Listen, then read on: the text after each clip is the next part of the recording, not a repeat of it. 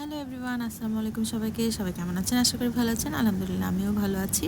গত ভিডিও করেছিলাম হচ্ছে আমাদের বরিশাল যে জার্নিটা, সেই জার্নি শুরু দিয়ে, তো তারপরের অংশ আমি আজকের ভিডিওতে আপলোড করছি, আপনাদের সাথে শেয়ার করছি। ভোর হওয়ার পর থেকে সুন্দর প্রাকৃতিক দৃশ্য দেখতে দেখতে আমরা এগিয়ে যাচ্ছিলাম সামনের দিকে। আর হচ্ছে পদ্মা সেতুর উপর দিয়ে যাব। আমি অনেক বেশি এক্সাইটেড ছিলাম। এর আগে পদ্মা সেতু আমার দেখা হয়নি, এই প্রথমবার দেখছি। আমার বোনেরা, আমার হাজব্যান্ড, মোটামুটি সবাই এসেছিল, কিন্তু আমি হচ্ছে প্রেগনেন্ট থাকার কারণে আমি অনেক দিন তো বাসা থেকে বের হই নাই। আর ছোটো বেবি নিয়ে তো এই ফার্স্ট টাইম এত বড় জার্নি করছি, তো আমার অনেক ভালো লাগছিল। আর ভিতরে একটা এক্সাইটমেন্ট কাজ করছিল। আমার মা যখন বেঁচে ছিলেন, ওনার অনেক বেশি স্বপ্ন ছিল এই সেতুটা নিয়ে আসলে, কিন্তু উনি দেখে যেতে পারলেন না। পদ্মা সেতুটা ওপেন হওয়ার আগেই উনি মারা গেছেন। ভোরবেলা আসলে প্রকৃতির স্নিগ্ধ শান্ত পরিবেশ অনেক বেশি ভালো লাগে আমার কাছে এইরকম। আর শীতের সকালবেলা হলে তো কথাই নেই, ঠান্ডা ঠান্ডা একটা পরিবেশ বিরাজ করে। এত সুন্দর দৃশ্য। আমি বসে বসে বাসে থেকে ভিডিও করছিলাম, ওরা সবাই ঘুমিয়েছিল। এই ফাঁকে আমি একা একা একটু ভিডিও করে নিচ্ছিলাম। এই যে পদ্মা সেতুর উপর দিয়ে যাচ্ছি যখন আমরা, এই ভিডিওটা তখনকার তোলা।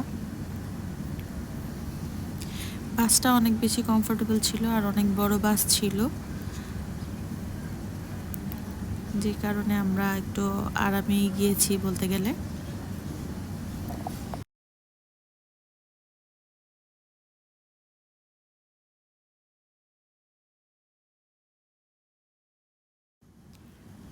এরপর হচ্ছে চলে আসছিলাম অটো নিয়ে, আর ভিডিও করা হয়নি। তো বাড়িতে এসে এই যে খাবার, দুপুরের খাবারের আয়োজনে ছিল পাতাকপি ছিল, ভাজি ছিল, আর হচ্ছে ডিম ভুনা, আর ছিল হচ্ছে গরুর মাংস, কবুতরের মাংস ছিল, সেটা আর ভিডিও করতে পারিনি। আর হচ্ছে ছিল পোলাও, সাদা ভাতও ছিল। অনেক কিছু ভিডিও করতে ভুলে গেছি, এত বেশি টায়ার্ড ছিলাম আসলে। তো কোনো রকম খেয়ে উঠলাম।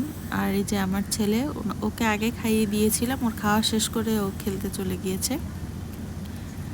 হ্যাঁ, এটা হচ্ছে সন্ধ্যার দিকে আমার ছোট চাচার ঘরে গিয়েছিলাম তখন।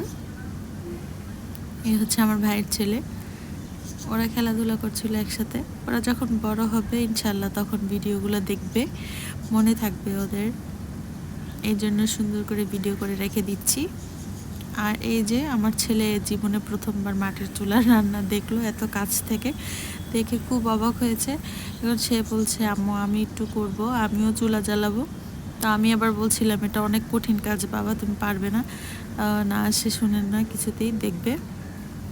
আর এদিকে আমরা আবার একটু আমার ছোট চাচার বাসায় হচ্ছে গল্প সল্প করছিলাম। গ্রামের সন্ধ্যার দিকে সবাই একসাথে একটু বসে আড্ডা দেওয়া আর কি। আর এটা হচ্ছে পরের দিন সকালবেলা। এই যে দুষ্টু বুড়ি বারান্দায় দাঁড়িয়েছিল, এদিন খুব বৃষ্টি হচ্ছিল, তো আমার মনটা অনেক খারাপ ছিল। এত দিন পরে আসলাম, যদি বৃষ্টি থাকে, গ্রামের বাড়িতে তো বৃষ্টি থাকলে একটু সমস্যা। যদিও হচ্ছে ততটা কাদা এখন আর হয় না, কিন্তু তারপরেও যে সময়টা বৃষ্টি হয় ওই সময়টা ঘরের ভিতর বন্দি থাকতে হয়। আর এই যে উনি সকাল সকাল আবার চলে গিয়েছে খেলতে। যে সাইকেল নিয়ে ওরা কিছু একটা বানানোর চেষ্টা করছিল, ওদের দেখে আমার চাচাও হেল্প করতে আসছে।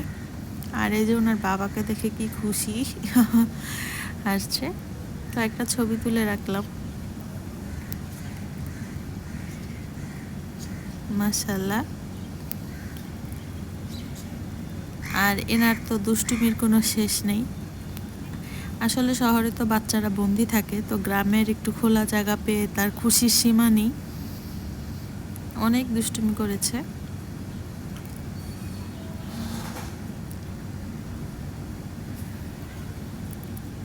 এটা হচ্ছে দুপুরবেলা খাওয়া দাওয়া করে বিকালের দিকে।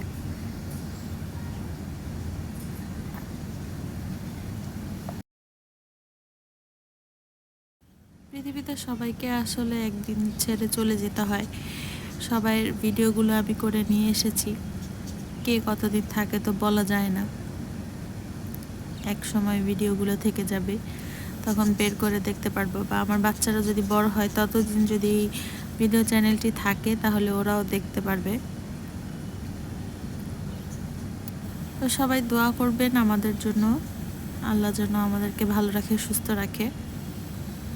আজকের ভিডিওটা এখানেই শেষ করছি। আল্লাহ হাফেজ সবাইকে।